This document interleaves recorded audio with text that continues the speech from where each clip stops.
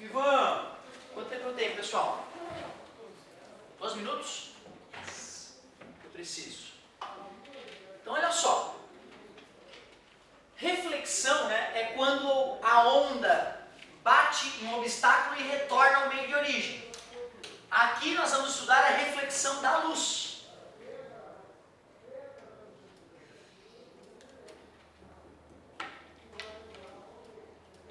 Primeira coisa, tem 2 tipos clássicos de reflexão. A reflexão que ocorre na maioria dos objetos do dia a dia.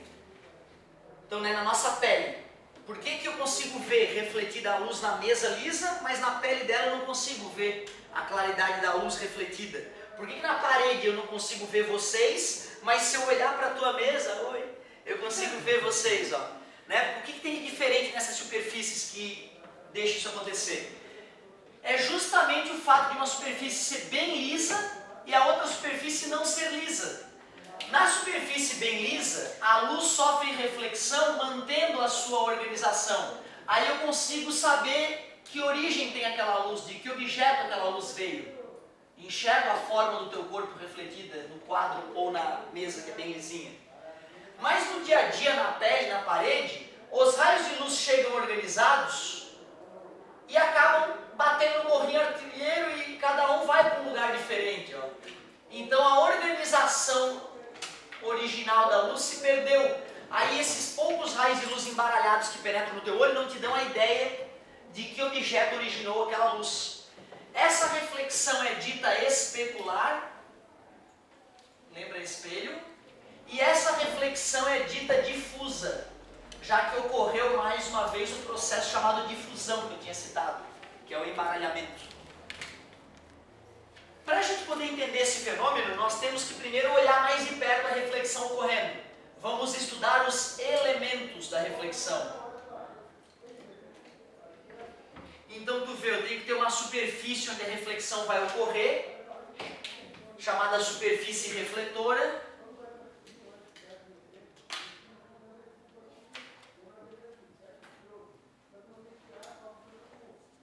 Superfície refletora.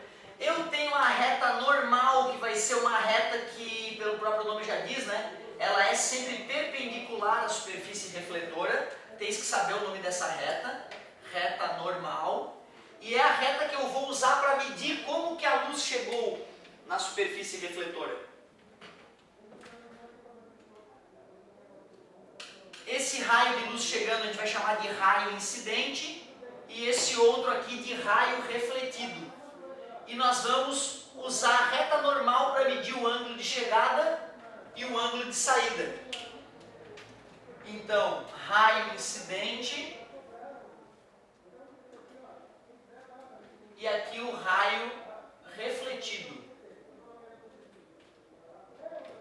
O Izinho é o famoso ângulo de incidência.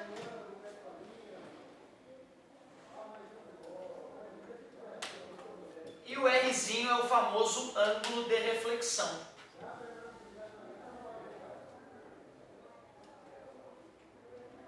Se tu conhece os elementos, já tem boa chance de entender um pouco mais o fenômeno.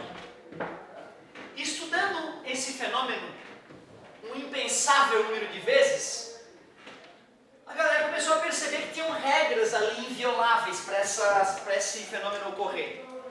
E são as leis da reflexão. Vamos relembrá-las.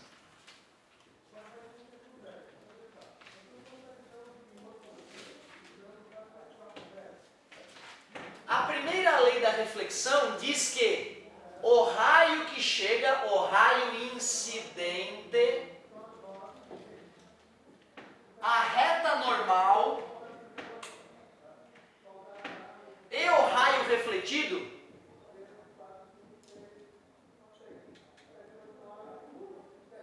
são coplanares. Vocês lembram o que é coplanar? Isso, está no mesmo plano. Essa é uma lei, cara, que na verdade vocês todos já conhecem desde novinhos, só que sem consciência disso. Quando tu começou lá pelos 12, 13 anos, ter a habilidade de jogar uma bola pro teu amiguinho quicando no chão, e o teu amigo ir lá e pegar a bola depois do kick e ele fazer isso pra ti, e vocês ficarem brincando de jogar a bolinha um do outro, naquela hora o teu cérebro já sabia que a direção de chegada da bolinha, a reta normal, a superfície onde a bolinha quicou, e a direção de saída da bolinha estão sempre alinhadas, estão sempre no mesmo plano. Por isso que quando a bolinha estava para quicar, tu já estava correndo para onde ela iria. Teu cérebro já tinha mapeado essa lei. Se eu jogo uma bolinha aqui, ó, em cima daquela mesa plana, ela tem que ir para lá, né? Se eu jogo a bolinha aqui, quem pode pegar está para lá. Se eu jogo a bolinha aqui, quem vai pegar está para lá. Ou seja, a bolinha quicando, a bolinha chegando, a bolinha saindo e a reta normal, a superfície onde ela refletiu, estão sempre alinhadas, são sempre coplanares. Sempre que tu vai pegar uma bolinha que quicou no chão, teu cérebro saca essa ideia e já vai atrás da bolinha antes dela chegar. A gente só precisa deixar isso consciente na nossa mente, então.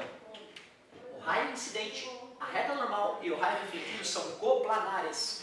Ah, professor, e quando a bolinha bate no morrinho artilheiro e vai para o lado? Na verdade é porque ela refletiu numa superfície que estava inclinada. A lei continua valendo. Naquela superfície do morrinho artilheiro onde ela bateu, a lei continua valendo, sem problema algum. Segunda lei da reflexão, a mais importante, o ângulo de incidência é igual ao ângulo de reflexão. Essa aí tu também percebeu quando começou a quicar a bolinha sozinho. Começa a crescer dificuldade de clicar a bolinha com uma mão, dependendo da idade. Aí depois de um treino ela já está fé. Faz com as duas. Ela já sacou, quando ela começou a brincar com as duas mãos, ela já sacou que o ângulo de chegada da bolinha é igual ao ângulo de reflexão da bolinha. Tanto que se ela jogar muito assim, ela já não alcança com a mão esquerda a bolinha. Por isso que ela joga bem pouco inclinado. Então tu vê, cara, te juro, o cérebro de todos vocês já sabe inconscientemente essas duas leis, de tanto vocês brincarem com objetos que refletiam no chão. Porque são as mesmas regras. O mais incrível é que a partir dessas regras, algumas situações muito interessantes vão começar a acontecer. A partir dessa regra eu já posso começar a explicar o que vai acontecer diante de um espelho plano.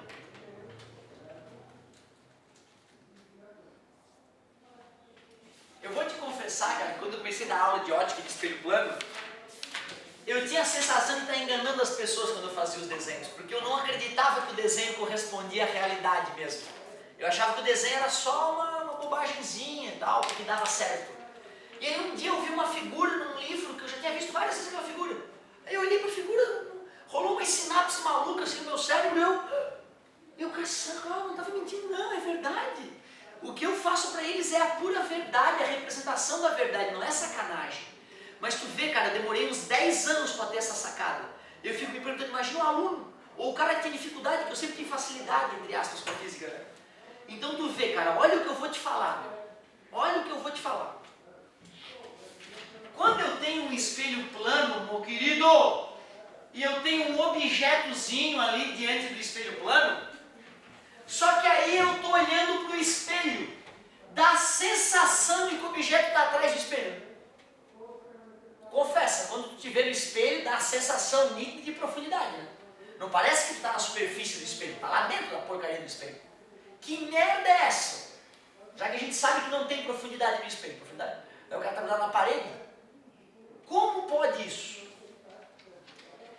Cara, vai ter luz que vai sair desse objeto, vai atingir o espelho fazendo 0 grau com a reta normal e vai voltar sobre ele próprio. Tudo bem com vocês? Que o ângulo de incidência era 0? Cuidado, né? Não estou falando do ângulo que a luz faz com o espelho. A luz faz 90 graus com o espelho. Mas se eu fosse desenhar a reta normal aqui, né? Faria 0 grau com a reta normal. Certamente existe esse raio de luz que atinge o espelho com um certo ângulo. E de acordo com a segunda lei da reflexão, o ângulo de incidência é igual ao ângulo de reflexão. Esse ângulo eu tentei fazer igual aquele ali. E existem outros infinitos raios, né? Certo? Existe esse raio que atingiu o espelho com um ângulo maior, eu faço a reta normal, uso o macete da sinuca. Tu vê, quando eu estou olhando o espelho, essa luz entra no meu olho, o que meu cérebro diz? A luz anda? Né? Quando eu vou pegar um objeto, eu consigo pegar o objeto porque a luz anda em linha reta. Senão eu ia ficar procurando o objeto no lugar errado, se a luz tivesse feito curva, né? Ou seja, essa luz que penetrou no meu olho, o meu cérebro diz o seguinte, essa luz está vindo em linha reta para o teu olho. E em linha reta, a única explicação é que ela veio daqui de trás. Esse raio que bateu no olho de alguém, o cérebro desse alguém diz, olha, vem lá de trás esse raio. Esse raio penetra do olho de algum infeliz. O cérebro dele fala, olha, essa luz está vindo lá de trás. Esse raio penetra no meu olho, meu cérebro fala, Otávio, a luz anda em linha reta. E é por isso que a gente enxerga o objeto lá atrás do espelho. A gente está tendo uma alucinação. Alucinação produzida pela reflexão da luz no espelho. Então o cérebro, encarando que a luz anda em linha reta, ele fica convencido de que tem alguma fonte de luz atrás do espelho, originando a luz, mas não é. Tanto que se tu não está vendo o espelho, tu acha que o espelho é uma janela. Se o espelho está ali, a rua está ali e tu está sentado no boteco aqui, tu olha para o espelho e tu fala, é uma janela. Se tu não percebe um carro vindo aqui, pô, ele está na contramão, que louco, não, é o espelho. Então tu vê, cara, isso é um artifício de arquitetura. Lugares minúsculos, tu precisa ganhar espaço, tu tasca espelho em tudo quanto é lugar. Porque vai dar a sensação para as pessoas que estão no lugar que é muito maior no espaço. Por isso que a imagem diante de um espelho plano vai ser virtual. Porque aquilo que a gente enxerga não existe, é na verdade produto do nosso cérebro. Então a imagem diante de um espelho plano será sempre virtual. Imagem virtual. Para a gente entender as demais características de um espelho plano, tá bom?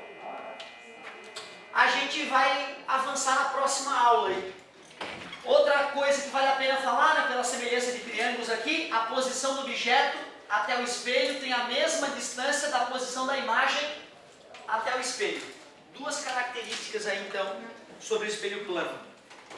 Eu não sei como é que está a tua postura nessa parte de teoria, talvez ela tenha sido mais resumida do que eu fui, certo? Mas aí vocês podem o quê? Dar uma lidinha, avançar um pouquinho na tua leitura e já arriscar alguma coisa. Aí na aula que vem, né, a gente consegue fazer render um pouco mais. Obrigado, hein, gente? Muito obrigado pela paciência e pela atenção e até a próxima. Não usem drogas, usem preservativo.